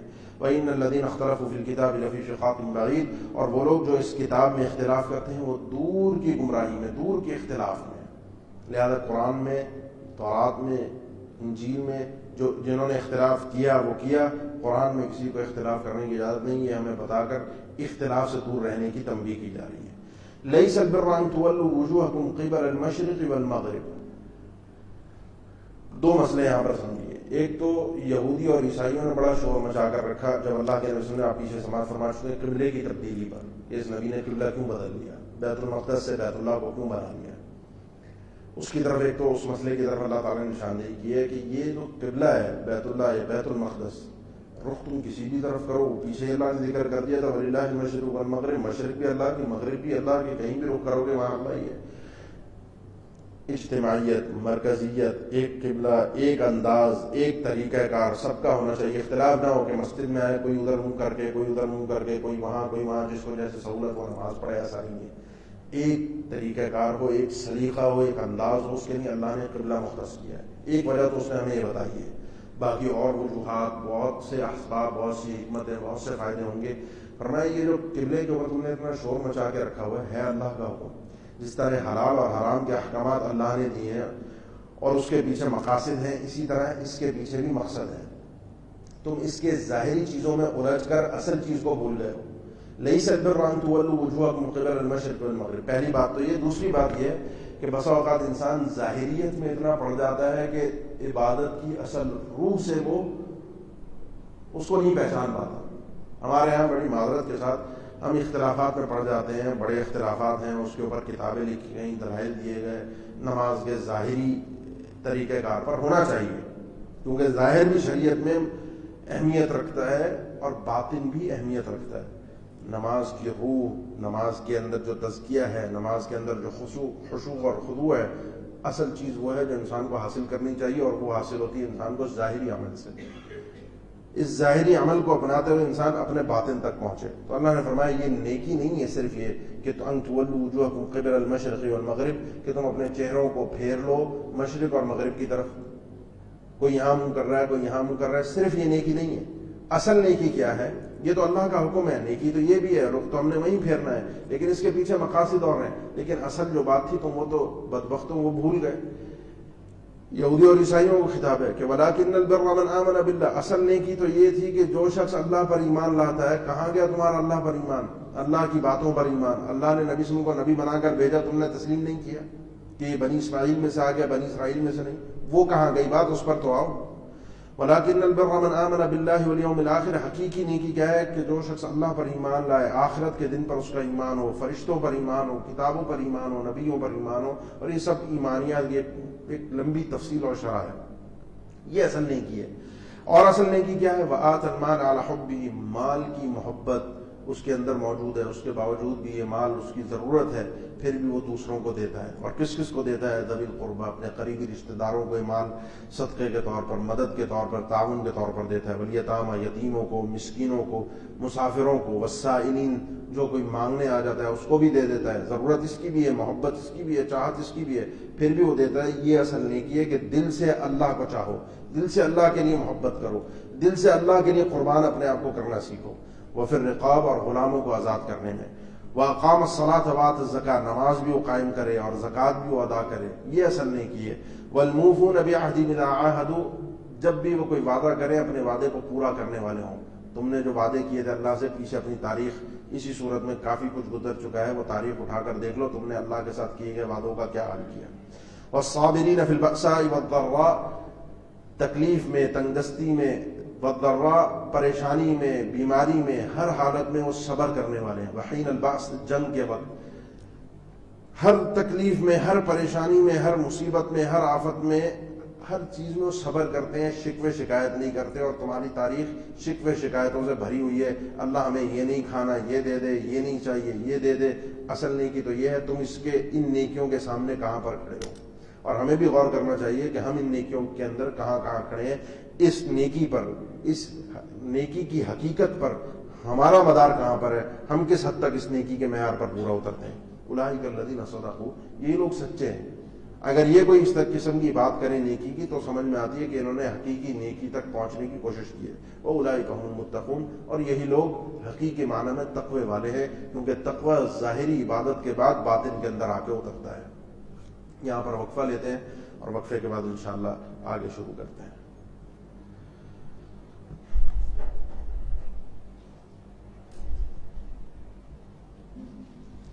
ایک یہ اعلان بھی ہے کہ انشاءاللہ آئندہ ہفتے، چونکہ وہ ذرا عید کی چھٹیوں کا ہی تسلسل ہوگا، تو کچھ لوگوں کی طرف سے یہی تھا کہ کوئی کہیں سفر کے بھی لوگوں کے معاملات ہوتے ہیں اور کچھ گھریلو مصروفیات بھی ہوتی ہیں، تو آئندہ ہفتے کلاس موقوف رہے گی اور اس سے آئندہ ہفتے پھر انشاءاللہ کلاس کا دوبارہ آغاز ہوگا. تو آئندہ اتوار چھٹی ہوگی انشاءاللہ کلاس میں.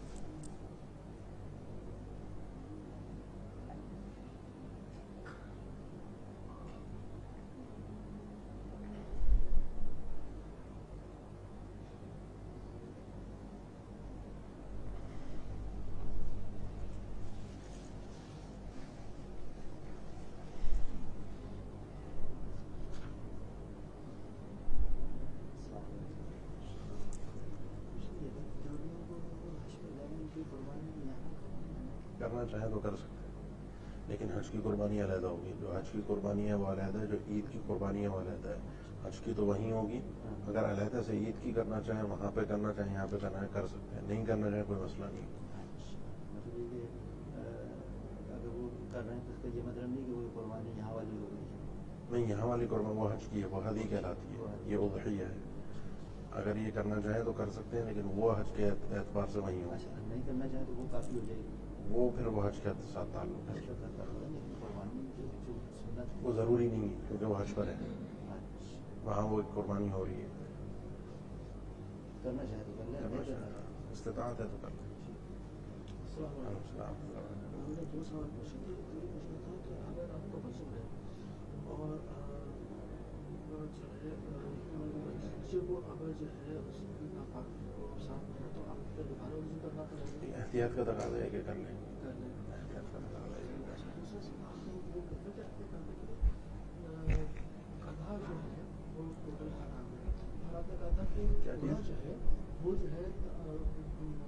اکثر علماء کے نزدیک حلال ہے. تھوڑا سا اس کو ریلیٹ کرنا. اس کے صحیح مسلم کے اندر موجود ہے اللہ کے نبی ام سلمہ رضی اللہ عنہ سے کہ گھوڑا ذبح کیا گیا اور کھایا گیا. حدیث میں موجود ہے کہ صحابہ کرام نے گھوڑا ذبح کیا اور کھایا، تو اس کا مطلب حلال ہے اور اس کی حرمت پر کوئی دلیل نہیں ہے. اللہ تعالیٰ نے اسے قرآن میں ذکر کیا ہے کہ اس میں تمہارے آنے جانے کا سامان ہے، اپنا زینت کا ہے، تم سوار ہوتے ہو سامان لے کر آتے جاتے ہیں. اس سے علماء نے کہا کہ اس کا بس یہی کہ ہمیں کھانے پینے کا فائدہ نہیں ہے. ٹھیک ہے نا، تو وہ ایک اپنے دلائل کے ایک اپنے بات ہے. بعض برداری اور مہنگا جانور ہے تو اس لیے عام طور پر اس کو ذبح نہیں کیا جاتا، کھایا نہیں جاتا. آرام کرنا ہے اپنی فیس کا بس وہ کر دو گے تو آ جائیں گے. چھٹی کا تو کر دیں.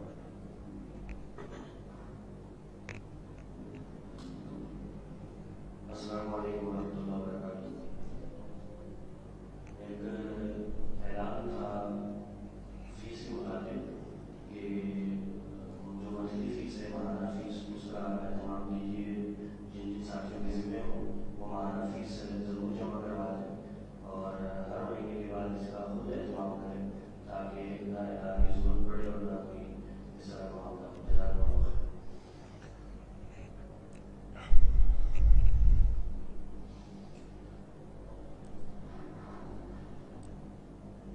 اعوذ باللہ من الشیطان الرجیم. بسم اللہ الرحمن الرحیم. یا ایھا الذین آمنوا کتب علیکم القصاص فی القتل. سورۃ البقرہ آیت نمبر 178. اے ایمان والو، تم پر مقتولین کے معاملے میں قصاص کو فرض کر دیا گیا ہے. قصاص لینا فرض کر دیا گیا ہے. الحر بالحر والعبد بالعبد والانثى بالانثى. آزاد کے بدلے غلام کے بدلے عورت کے بدلے. اس آیت کو سمجھنے سے پہلے چند چیزوں کو سمجھنا ضروری ہے. ایک تو یہ کہ اس آیت کا نزول جس انداز میں ہوا ہے وہ انداز یہ ہے کہ اسلام کے آنے سے پہلے اور اسلام کے آ جانے کے بعد بھی جو لوگ اسلام نہیں لائے تھے اس دور کو آپ جانتے ہیں کہ دور جاہلیت سے تعبیر کیا جاتا ہے. اور دور جاہلیت سے تعبیر کرنے کا معنی یہ ہے کہ ان کے رہن سہن اور انداز کا طریقہ کار جاہلوں جیسا تھا. جاہلوں جیسا کس طرح تھا کہ بس قتل و غارت، یعنی عرب کی ایک مشہور جنگ رہی ہے دو قبیلوں کے درمیان جو 50 سال تک چلی ہے. اور وہ اس جنگ کے اوپر بڑے قصیدے ہیں، بڑے اشعار ہیں، پرانی جنگ ہے. اس جنگ کے ہونے کا سبب کیا تھا؟ دو آدمی ایک جگہ پر پہنچے، اونٹ دونوں کے پاس تھے. ایک کا اختلاف ہوا کہ اس جگہ پر پہلے میرا اونٹ پانی پیے گا، دوسرے نے کہا نہیں پہلے میرا اونٹ پانی پیے گا.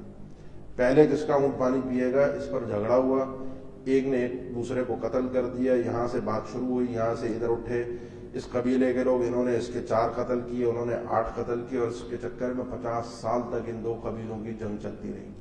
اور دور جاہلیت میں ہوتا یہی تھا، زور آور طاقتور قبیلہ ہے، اس کا کسی نے کوئی بندہ مار دیا، اس نے پلٹ کر دوسروں کے 4 مارنے ہیں. ان کے اگر غلام نے کسی ان کے آزاد کو قتل کیا تو پلٹ کر یہ ان کے آزاد آدمی کو قتل کریں گے. یہاں سے اگر کسی عورت نے یہاں سے کسی کو مرد کو قتل کر دیا تو یہ کہیں گے نہیں یہاں ہمارا مرد قتل ہوا ہے، بدلے میں ہم اس عورت کو قتل نہیں کریں گے، اس قبیلے کے مرد کو قتل کریں گے. مرد کے کام اور ہیں، عورت کے کام اور ہیں. ہمارا مرد کا نقصان ہوا ہے، ان کا بھی مرد کا نقصان ہونا چاہیے. یہاں سے اگر غلام نے قتل کیا ہے ایک آزاد کو تو ہم پلٹ کر ایک آزاد آدمی کو قتل کریں گے، غلام کو اسی کو قتل نہیں کریں گے. اللہ نے فرمایا یہ اسلوب نہیں، جاہلیت ہے. ایک آدمی ایک کو قتل کر رہا ہے، پلٹ کر اسی آدمی کو قتل کیا جائے گا اگر قتل کرنا ہے. قصاص یہ ہے. اس آیت کا ظاہری معنی یہ ہے کہ اگر کوئی آزاد قتل کرتا ہے تو بدلے میں، یعنی آزاد مقتول ہوتا ہے، کسی آزاد کو قتل کیا جاتا ہے تو پلٹ کر آزاد آدمی کو قتل کیا. یہ مفہوم نہیں ہے. مفہوم یہ ہے کہ اگر قاتل آزاد ہے تو بدلے میں اسی آزاد کو قتل کیا جائے. قاتل اگر غلام ہے تو بدلے میں اسی غلام کو، قاتل اگر عورت ہے تو بدلے میں اسی عورت کو قتل کیا جائے، نہ کہ اس قبیلے کے دوسرے مردوں کو یا دوسرے لوگوں کو یا ایک کے بدلے 4 قتل کیے جا رہے ہیں، ایسا نہ ہو. یہ ہے قصاص. قصاص ہے صرف اور صرف جان بوجھ کر قتل کرنے میں. غلطی سے اگر قتل ہو جاتا ہے، اور غلطی سے قتل کی معمولی سی ایک آج کے دور کی مثال ہے، انسان روڈ پہ چلتے ہوئے گاڑی چلا رہا ہے، اس کو گاڑی چلانی آتی بھی ہے، گورنمنٹ کی طرف سے لائسنس بھی ہے، نارمل اسپیڈ میں سب کچھ ہے، ایک دم سامنے کوئی آ گیا اور اس نے گاڑی سے ٹکر مار دی، وہ شخص فوت ہو گیا. یہ قتل خطا کہلاتا ہے. اس کا کفارہ ہے جو سورہ نساء کے اندر 5ویں سپارے میں بیان ہوا ہے. اس کی تفصیل انشاءاللہ جب وہاں پہنچیں گے تو آپ لوگ سماعت فرما لیں گے. لیکن کوئی شخص جان بوجھ کر کسی کو قتل کرتا ہے، اور جان بوجھ کر قتل کرنے میں نیت اور قتل کرنے کے طریقہ واردات کے اندر یہ دونوں چیزیں شامل ہوتی ہیں۔ عام طور پر طریقہ واردات ہی، طریقہ قتل ہی کافی رہ جاتا ہے۔ کوئی شخص کسی کو قتل کر دے پلٹ کر، اب اللہ نے رکھا ہے کہ مقتول کے ورثاء قاتل سے قصاص لے سکتے ہیں، لیکن خود نہیں لیں گے بذریعہ حکومت، کیونکہ اللہ کے رسول کے دور میں جب بھی کوئی اس قسم کا معاملہ ہو حکومت کے ذریعے سے ہوا ہے۔ آپ ڈائریکٹ خود جا کر کریں گے تو پھر وہی جاہلیت والی بات کہ آپ نے ایک قتل کیا، وہ پلٹ کر 2 مارے گا، وہ ادھر سے 4، اور پھر یہ ایک فساد برپا ہوگا۔ تو قتل جو عمد ہے، جو جان بوجھ کر قتل ہے، اس میں قصاص اللہ کی طرف سے رکھا گیا ہے اور ضروری رکھا گیا ہے۔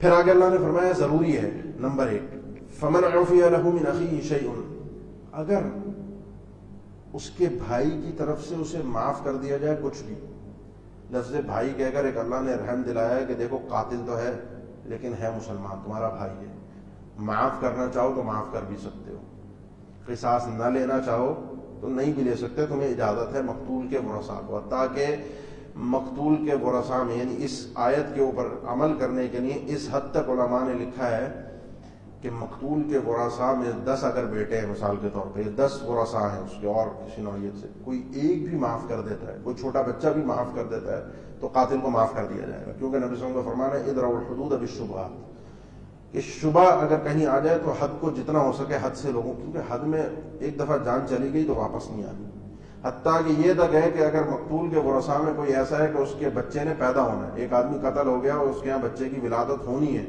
تو اس بچے کی ولادت کا انتظار کرو، ہو سکتا ہے بچہ وہ بعد میں اپنے باپ کے قاتل کو معاف کر دے، اگر دوسرے اسی وقت قتل پر عازم نہیں ہے۔ ایک ہے قتل جان بوجھ کر، اور ایک ہے حرابہ۔ حرابہ ایک الگ چیز ہے، وہ ہے زمین میں فساد فی الارض کے زمرے میں آتا ہے، کوئی قتل بھی کر رہا ہے، ڈکیتیاں بھی مار رہا ہے، لوٹ مار بھی کر رہا ہے، معاشرے کے اندر وہ ایک امن کی فضا کو خراب کر رہا ہے، یہ قصاص سے ہٹ کر ہے، اس کا معاملہ حکومت کے سپرد ہے۔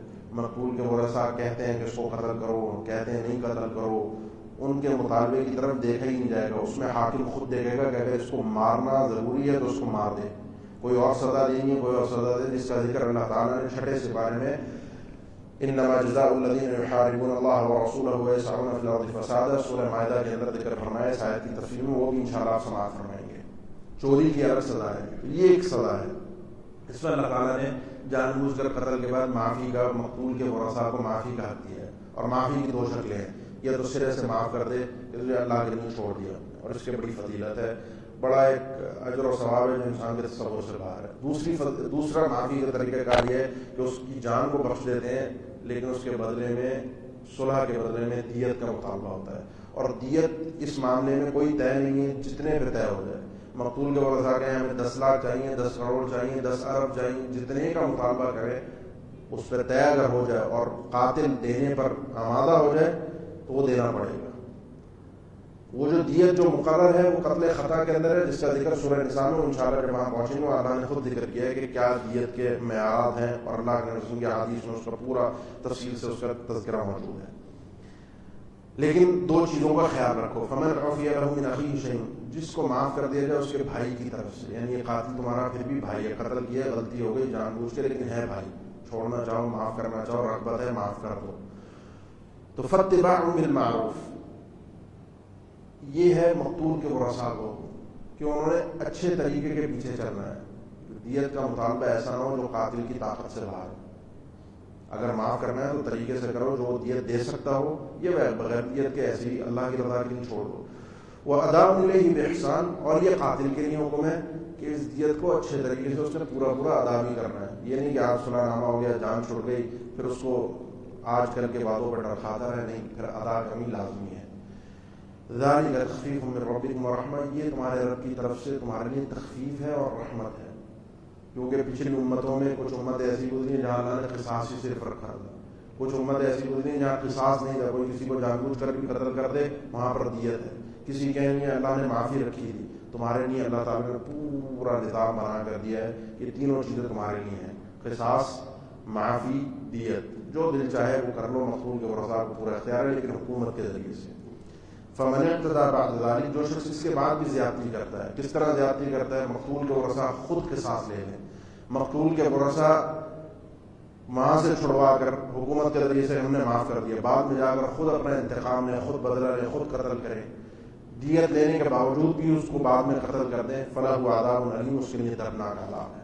وَلَكُمْ فِي الْقِصَاصِ حَیَاتٌ، تمہارے لیے نظام قصاص میں زندگی ہے، تمہاری زندگی اس نظام قصاص کے اندر ہے۔ اور کیسی زندگی ہے کہ ایک دفعہ ایک قاتل کو سزا دے کر تو دیکھو، ایک تو ظاہری فائدے تمہیں الگ ہوں گے، اور دوسرا اللہ کے رسول کی ایک فرمان ہے حدیث ابن ماجہ اور دیگر کتابوں میں جو مجموع طرق سے قابل قبول روایت ہے حسن درجے کی، اللہ کے رسول نے فرمایا کہ اللہ کی زمین پر ایک حد کا قائم ہو جانا، زمین پر اللہ کی طرف سے نافذ کردہ کسی ایک حد کا قائم ہو جانا، اللہ کی طرف سے آنے والی رحمتیں اور برکتیں اس سے کہیں زیادہ ہوں گی کہ اگر 40 دن تک بارش برستی رہے، اس بارش کے نتیجے میں جو کچھ زمین اناج غلہ وغیرہ اگائے گی اور جو کچھ لوگوں کو فائدے ہوں گے، اس سے کہیں زیادہ فائدہ اللہ کی طرف سے اس رحمت اور برکت سے ہوگا جو ایک حد کے بدلے میں اللہ تعالیٰ زمین پر اتارتا ہے، ایک حد کے بدلے۔ ایک تو یہ فائدہ ہے، اور دوسرا فائدہ یہ ہے کہ ایک دفعہ کسی قاتل کو لٹکا دیں، یہ جو پچھلے دنوں واقعہ ہوئے قصور کے اندر، ایک دفعہ اس کو سر عام ایک معاملہ ہو جائے، پھر آپ دیکھیں اس معاشرے کے اندر کتنے دن سکون رہتا ہے۔ پچھلے دنوں ہمارے فضا چلی تھی جو کہ شریعت پاک سے غلط تھی، لیکن اس کا ایک فائدہ یہ ہوا کہ جو کوئی کہیں چور، یہ جو لوٹنے راستے میں لوٹ مار کرنے والے ہوتے ہیں، ان کو لوگوں نے کہیں پکڑ کے آگ لگا دی، ہے غلط بالکل، یہ ان کا کام نہیں ہے، ہمارا کام نہیں ہے، اور یہ اس کی سزا بھی نہیں ہے، لیکن اس کا نتیجہ یہ نکلا کہ کئی چور ڈاکو بھاگ گئے، پھر کچھ دن شہر میں امن و امان قائم رہا، ایک دو جگہ اس قسم کے واقعات ہوئے۔ تو وَلَكُمْ فِي الْقِصَاصِ حَیَاتٌ یَا أُولِي الْأَلْبَابِ، یہ طریقہ کار ان کا اقدام غلط ہے، میں صحیح نہیں کہہ رہا، لیکن اس کے نتیجے میں جو فائدہ ہو وہ سمجھانے کی کوشش کر رہا ہوں کہ وہ نظام قصاص میں وہ فائدہ ہے، وہ زندگی ہے۔ یا أُولِي الْأَلْبَابِ لَعَلَّكُمْ تَتَّقُونَ، عقل مند لو تاکہ تم تقوی اختیار کر سکو، یا تاکہ تم بچ سکو اس قسم کی گندگی سے، تمہیں پرامن سکون دہ معاشرہ نصیب ہو۔ یہ پہلا حکم ہے۔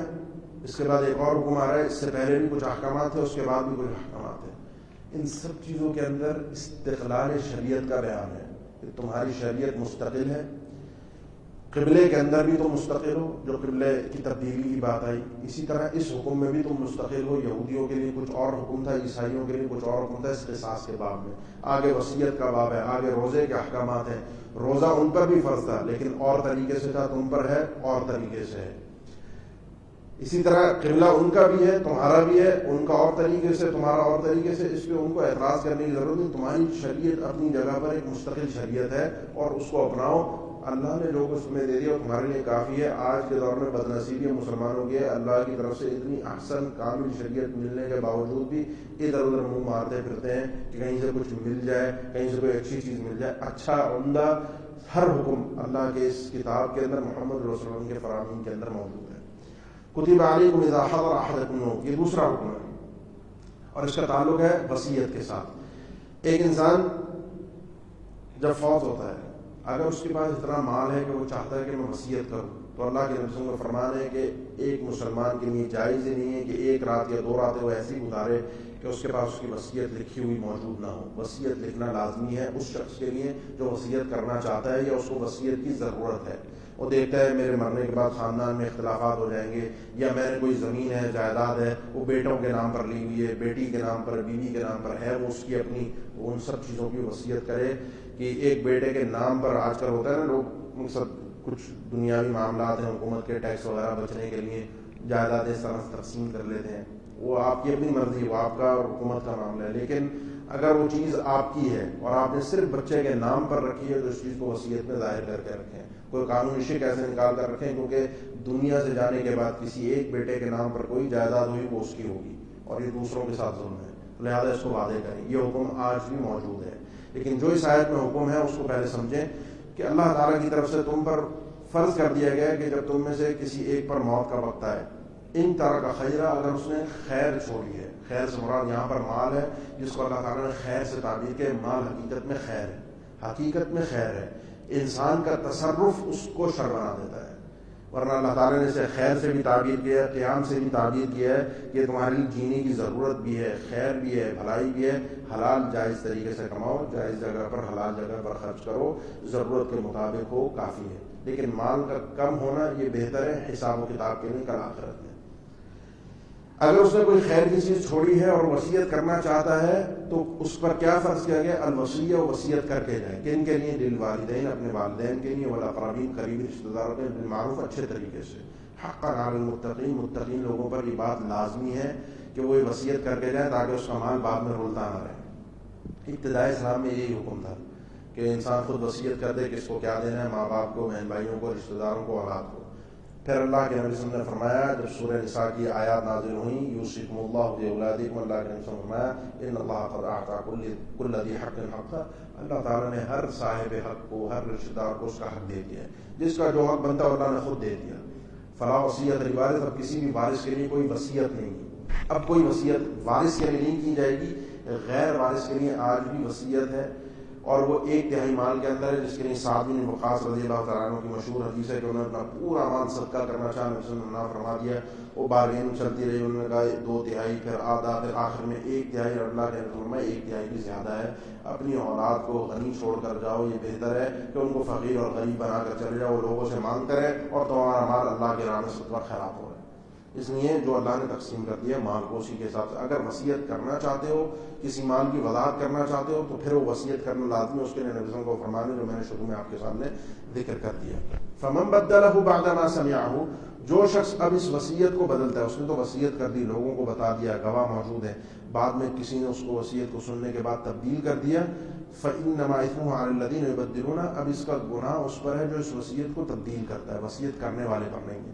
ہاں، وصیت کرنے والے کو وصیت میں احتیاط کرنا بہت ضروری ہے. یہ ایک تفصیلی مضمون ہے، انشاءاللہ اس کو کبھی زندگی میں کوئی موقع اس قسم کا ہے وراثت کا تو اس کے اوپر کوئی الگ سے کوئی پروگرام یا کوئی اس قسم کی نشست ہونی چاہیے جس میں اس کو تفصیل سے اس کے احکامات کو سمجھایا جائے کہ کس طریقے سے یہ وصیت ہوتی ہے یا وراثت کی کیا تقسیم ہے. تو اس نے انسان نے وصیت کے باب میں اللہ کے رسول فرمانے ایک انسان صحیح سادی زندگی گزارتا ہے، نیکی کے طریقہ کار پر، مسند احمد کی حدیث ہے، اور زندگی کے آخری مرحلے پر پہنچ کر ایک ظلم کی وصیت کر جاتا ہے، وہ وصیت اسے جہنم کے گڑھے میں پہنچا دیتی ہے. لہذا وصیت کے باب میں خیال کیجئے، احتیاط کیجئے، اگر کرنی ہے تو طریقے سے کیجئے، ورنہ اللہ کے فیصلوں پر اس معاملے کو چھوڑ دیجئے. اور کسی بھی وارث کے لیے وصیت نہیں ہو سکتی کہ فلاں بیٹے کو یہ چیز اتنی دے دینا، ایسا نہیں ہے. ہاں، تقسیم، اپنے مرنے کے بعد کی تقسیم انسان اللہ کے حکم کے مطابق تقسیم کر دے کہ جو حصہ ہے وہ حصے وہ مقرر کر دے کہ اس میں یہ مثال کے طور پہ یہ گھر اس کا ہے، یہ گاڑی اس کی ہے، یہ بنگلہ اس کا ہے، یہ جائیداد اس کی ہے، کاروبار اس کا ہے، اور وہ اتنا ہی ہو جتنا اس کا حصہ اللہ نے مقرر کیا ہے. وہ صرف اس لیے کر دیتا ہے کہ ان کا اختلاف نہ ہو، بعد میں جھگڑے نہیں، آپس میں ایک دوسرے سے منہ نہ موڑے، اس لیے وہ اگر مقرر کر دیتا ہے تو یہ ایک الگ چیز ہے. باقی دنیا میں کسی اپنی اولاد کو کچھ دینا، ان کے نام کر دینا، یہ وصیت میں بھی نہیں ہے، وراثت میں بھی نہیں ہے، ہدیے میں، گفٹ میں، اس کے الگ احکامات ہیں. ان اللہ سمیع علیم، بے شک اللہ تعالیٰ خوب جاننے والا اور علم رکھنے والا ہے. فمن خاف من موص جنفا، اب جو شخص ڈرتا ہے وصیت کرنے والے سے اس کے میلان میں، اس کی جانبداری پر، او اثمن یا گناہ کے بارے میں. جنف اس کی جانبداری، او اثمن یا اس کا گناہ. وصیت کرنے والے نے وصیت کر دی، سننے والے نے سن لی، لیکن اس نے دیکھا کہ اس کی وصیت ظلم پر مبنی ہے. وہ اگر اس میں کوئی تبدیلی کر دیتا ہے کہ اس کی وصیت کو درست کر دیا جائے، فاصلح بینہم، وہ ان کے درمیان اصلاح کرتا ہے، تو فلا اثم علیہ، اس پر کوئی گناہ نہیں ہے. میرے والد نے مجھے کوئی ایسی چیز دے دی جو میرے اور بہن بھائیوں کو نہیں دی، وہ ہدیے کے طور پر، گفٹ کے طور پر والد صاحب چلے گئے، یہ ان کو نہیں پتا تھا، ان کو نہیں معلوم تھا، لیکن ہے یہ غلط، کیونکہ ہدیے کے اندر اولاد کے درمیان برابری ہونی چاہیے. اس کے لیے ایک مشہور حدیث واقعہ اللہ کے رسول کے دور کا موجود ہے، وقت نہیں ہے کہ میں اتنی تفصیل میں جاؤں. اب اگر بیٹا چاہتا ہے کہ میں اپنے باپ کی اس غلطی کو سدھار دوں تو اس کو چاہیے کہ سدھارے اور اس مال کو اپنے بہن بھائیوں کے درمیان اسی طرح سے تقسیم کر دے جس طرح سے اللہ کا حکم ہے. اپنے والد کی اس غلطی کو سدھار دیتا ہے، فلا اثم علیہ، اس پر کوئی گناہ نہیں بلکہ ثواب ہے. اور اس پر عبداللہ ابن مبارک رحمہ اللہ کا مشہور واقعہ بھی موجود ہے. تو لہذا ہمیں اس مال کی محبت کو اپنے ماں باپ کے لیے اگر ہم قربان کر بھی دیتے ہیں ان کی کسی غلطی پر، آج کل یقین جانے کہ بڑا دکھ ہوتا ہے، افسوس ہوتا ہے، کئی لوگ آتے ہیں گھر گھر کی، آج تقریباً ہر خاندان کی کہانی ہے، لوگ کس طریقے سے مال کھانے کے پیچھے پڑے ہوئے ہیں. مفت کا مال ہے، اللہ تعالیٰ عطا کر رہا ہے. اگر 2-4 پیسے کم لے کر رشتہ داریاں انسان بچا لے، محبتیں بچا لے، اپنے لین دین اور کام کاج کو، اپنے لوگوں کو، اپنے تعلقات کو بچا لے، تو اس سے بڑی اور کیا سعادت کی بات ہوگی. 4 پیسے کم لے لو، کوئی حرج نہیں. مفت کا مال ہے، نہیں بھی ملتا کوئی حرج نہیں تھا. اللہ تعالیٰ دے رہا ہے، چار پیسے کم لے کر انسان اپنی رشتہ داریاں تو بچا لے. لوگ 4 پیسے زیادہ کھانے کے چکر میں ہوتے ہیں, رشتہ داری برباد ہو جائے, ایک دوسرے کی شکلیں دیکھیں نہ دیکھیں کوئی مسئلہ نہیں ہے, پیسے مجھے زیادہ ملنے چاہیے. یہ آج کے معاشرے کی سوچ ہے جو کہ بڑی ہماری ایک سمجھیں کہ ایک معاشرے کی پوری بدنصیبی ہے. یا ایھا الذین آمنوا, یہ بھی تیسرا حکم ہے جو ہماری شریعت کے استقلال کی دلیل ہے. یا ایھا الذین آمنوا کتب علیکم الصیام, اے ایمان والو تم پر روزے فرض کر دیے گئے ہیں. کما کتب علی الذین من قبلکم, جس طرح تم سے پچھلے لوگوں پر فرض کیے گئے تھے, ان پر بھی فرض تھے, تم پر بھی فرض ہے. قبلہ ان کا بھی تھا, تمہارا بھی تھا. قصاص کے دیت کے معاملات ان کے ہاں بھی تھے, تمہارے ہاں بھی ہیں. وصیت کے معاملات ان کے ہاں بھی تھے, تمہارے بھی ہیں. لیکن تمہاری شریعت ہر چیز میں مستقل ہے, اس پر ان کو اعتراض نہیں, تو قبلے پر کیوں اعتراض ہے؟ پھر ان معاملات کو ذکر کر کے اللہ تعالیٰ ہمیں احکامات بھی مزید دے رہا ہے, جینے کا سلیقہ بھی سکھا رہا ہے کہ کس طریقے سے ہم نے جینا ہے. اب روزوں کے متعلق تو یہ آیات آپ بارہا سنتے رہتے ہیں, جب رمضان کا موقع آتا ہے تو اس کے احکامات بھی بیان کیے جاتے ہیں. مقصد روزہ کیا ہے؟ اللہ تعالیٰ کا ہمیں تکلیف, اذیت, بھوکا پیاسا رکھ کے مارنا نہیں, لعلکم تتقون, تاکہ ہماری تہذیب ہو, تقوی آئے, اندر سے سدھار آئے. اور کس طریقے سے آتا ہے وہ آپ رمضان کے اندر محسوس کرتے ہیں. ایام معدودات, یہ فرض روزے چند دن کی گنتی ہے, دیکھتے ہی دیکھتے گزر جاتے ہیں. ابھی آپ کے سامنے رمضان آیا تھا, چلا گیا, اب پھر اگلا آ جائے گا. کرنا کیا ہے؟ فمن کان منکم مریضا. اب اس آیت کو اور اگلی آیت تک اس آیت کو اچھی طرح سے سمجھیے گا. پہلے میں بات پوری کر لوں تو بعد آپ کو اچھی طرح سے سمجھ میں آ جائے گی. پہلے حکم شریعت کا یہ تھا ابتدا میں کہ فمن کان منکم مریضا, جو شخص تم میں سے بیمار ہو, او علی سفر, یہ سفر پر گیا ہے جو شرعی سفر ہے, فعدۃ من ایام اخر, تو اس نے دوسرے دنوں کے اندر اس گنتی کو پورا کرنا ہے. کیا مطلب ہے فعدۃ, گنتی کو پورا کرنا ہے, من ایام اخر, دوسرے دنوں میں, کہ رمضان کے روزوں کو چھوڑ دے, اور دوسرے دنوں میں بیماری کی وجہ سے جتنے دن روزے چھوڑے یا سفر کی وجہ سے جتنے دن روزے چھوڑے وہ بعد میں اس کی قضا کر لے. یہ چھٹی رخصت اللہ نے دی تھی. وعلی الذین یطیقونہ فدیۃ طعام مسکین, اس آیت کے بھی 2 ترجمے ہیں اس ٹکڑے کے. وہ لوگ جو اس روزے کی طاقت رکھتے ہیں ان کے لیے کیا ہے؟ فدیۃ طعام مسکین, ایک مسکین کو کھانا کھلانا ہے فدیے کے طور پر. یہ ان کے لیے ہے جو طاقت رکھتے ہیں. شروع اسلام میں یہی حکم تھا کہ جس شخص کو روزے کی طاقت بھی ہے, نہیں رکھنا چاہتا نہ رکھے, اس کا ایک فدیے, ایک مسکین کو کھانا کھلا کر ایک روزے کا فدیہ دیتے. ایک اور معنی ہے اس آیت کا, وعلی الذین یطیقونہ فدیۃ طعام مسکین, وہ لوگ جو اس روزے کی طاقت رکھتے ہیں لیکن بڑی تکلیف اور مشقت کے بعد. کیونکہ یطیقون کے اندر, اطاقہ کے اندر, یہ عربی زبان کے اسلوب میں سے ہے, اسی وجہ سے اس کو امام بخاری کی جو ترجیح ہے وہ یہی ہے کہ یہاں پر یطیقون سے مراد مشقت کے ساتھ طاقت رکھنا ہے. اس سے مراد کیا ہے؟ اس سے مراد وہ بوڑھے لوگ یا ایسے مرض میں مبتلا لوگ جن کی شفا یابی کی امید نہیں ہے, روزہ رکھ نہیں سکتے, قضا کر نہیں سکتے, وہ لوگ کیا کریں گے؟ وہ لوگ یہ کریں گے کہ ایک مسکین کو کھانا کھلا کر ان کے روزے کی چھٹی ہو گئی. لیکن جو ایسا بیمار ہے کہ اس کو شفا یابی کی امید ہے, جس کے اندر خواتین بھی شامل ہیں, جو مثال کے ولادت کا معاملہ ہے, بچے کو دودھ پلانے کا معاملہ ہے, ان کے روزے کو فدیہ نہیں ہے, انہوں نے روزوں کی قضا کرنی ہوتی ہے, کیونکہ یہ چیز مستقل نہیں ہے, بعد میں ختم ہو جائے گی. یہ اس بیمار کے لیے جو ایسا بیمار ہے کہ ڈاکٹر نے کہا اب یہ بیماری آگے بڑھتی رہے گی, بڑھاپا ہے, کمزوری ہے, کہ اب اس کے اندر طاقت ہی نہیں ہے رکھنے کی, تو اس کے لیے فدیہ ہے. ایک معنی یہ ہے. اور پہلا معنی یہ تھا کہ شروع اسلام میں طاقت کے باوجود بھی صحیح ہٹا کٹا آدمی ہے, دل نہیں کر رہا, نہیں رکھے, کوئی مسئلہ نہیں, فدیہ دے دے. بات کو ابھی سمجھیے گا, بات پوری نہیں ہوئی. فمن تطوع خیرا فهو خیر اللہ, جو شخص نیکی کے کام مزید اس کو نفلی کے طور پر بڑھ چڑھ کر کرتا ہے. نفلی کام کس طریقے سے؟ کہ وہ ایک مسکین کے بجائے 2 مسکین کو کھانا کھلا دے, 3 کو کھلا دے, فهو خیر اللہ, اس کے لیے بہتر ہے, کوئی مسئلہ نہیں. یا وہ بجائے اس کے کہ وہ اس روزے کو چھوڑ کر مسکین کو کھانا کھلائے, فمن تطوع خیرا, وہ اس نیکی کے کام میں مزید آگے بڑھے کہ وہ روزہ رکھ لے, بہتر ہے. وَأَن تَصُومُوا خَيْرٌ لَكُمْ إِن كُنتُمْ تَعْلَمُونَ, اس روزے کو چھوڑ کر فدیہ دینے سے بہتر تمہارا روزہ رکھنا زیادہ بہتر ہے, اگر تم اس بات کو سمجھو. یہ ابتدا اسلام کی بات ہو گئی. اب دوسری آیت آ رہی ہے, شہر رمضان الذی انزل فیہ القرآن, جس میں رمضان کے مہینے کی فضیلت بھی ہے, رمضان کا قرآن سے تعلق بھی بیان ہے کہ رمضان کا مہینہ وہ ہے جس میں قرآن پاک کو نازل کیا ہے, لوگوں کے لیے ہدایت کی کتاب ہے, ھدی للناس, یہ لوگوں کے لیے ہدایت ہے, وبینات من الہدی والفرقان, اس کتاب میں فرقان, حق اور باطل کے درمیان فرق کرنے اور ہدایت کی بہت ساری نشانیاں موجود ہیں, جس کو آپ پڑھ بھی رہے ہیں اور آگے پڑھتے بھی رہیں گے. فمن شہد منکم الشہر فلیصم, جو شخص بھی اب اس مہینے کے اندر موجود ہے, حاضر ہے, زندہ ہے, اس نے روزہ رکھنا ہی رکھنا ہے. جو شخص بھی ساری رخصتیں جو پیچھے تھی سب کی سب اللہ نے ختم کر دی. طاقت ہے روزہ رکھنا ہے تو رکھ لو, نہیں رکھنا تو فدیہ دے دو, بیمار ہو مسافر ہو کوئی بھی ہو, نہیں, سب نے اب روزہ رکھنا ہے. فمن شہد منکم الشہر فلیصم, کسی کے لیے بھی کوئی رخصت نہیں. وہ سارے احکامات اللہ نے منسوخ کیے. ومن کان مریضا, ان کو منسوخ کر کے پھر اللہ نے بتایا کہ اب جو شخص بیمار ہے او علی سفر, یا وہ سفر پر ہے, فعدۃ من ایام اخر, تو وہ دوسرے دنوں سے ان گنتی کو پورا کر لے. اب ان کے لیے دوبارہ اللہ نے رخصت دے دی, بیمار کے لیے اور مسافر کے لیے. طاقت والے کے لیے کوئی رخصت نہیں ہے. اگر اس آیت کا معنی ہے کہ مشقت کے ساتھ طاقت رکھتا ہے, جو دوسرا ترجمہ میں نے کیا تھا جس کا میں نے کہا امام بخاری کی ترجیح ہے, وہ ترجمہ ہے, تو پھر وہ آیت اپنی جگہ پر آج بھی باقی ہے. لیکن اگر ظاہری معنی لیں تو پھر وہ آیت فمن شہد منکم الشہر سے منسوخ ہے. یرید اللہ بکم الیسر, یہ روزہ رکھوا کر یا اللہ تعالیٰ نے تمہیں رخصتیں دے دیں, اب طاقت کی رخصت کو ختم کر دیا اور بیماری میں اور سفر میں رخصت دے دی, اللہ کو تمہیں تکلیف دینا نہیں چاہتا. یرید اللہ بکم الیسر, اللہ تعالیٰ تمہارے ساتھ آسانی کا ارادہ کرتا ہے. ولا یرید بکم العسر, تم سے تکلیف اور تنگی کا ارادہ نہیں کرتا. ولتکملوا العدہ, تم اس گنتی کو پورا کرو, مہینے کو پورا کرو, روزے رکھو.